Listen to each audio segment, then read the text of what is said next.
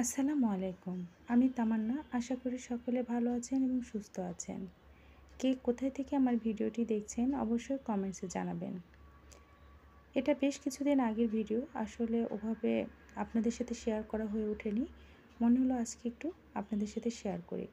Regular ইউজের জন্য আমি একটা বেডশিট নিয়েছিলাম। তার সাথে ম্যাচিং করে ২ টা পিলো কাভার আর কুশন কাভার নিয়েছিলাম। আসলে কুশনটা একদমই প্লেন, যার কারণে ভাল লাগছিল না।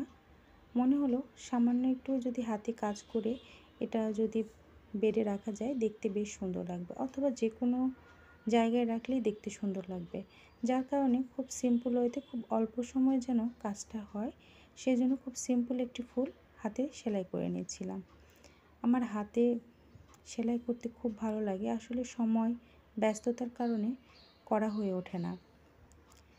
মোটামুটি আমার কুশন কাভারটা একদম রেডি।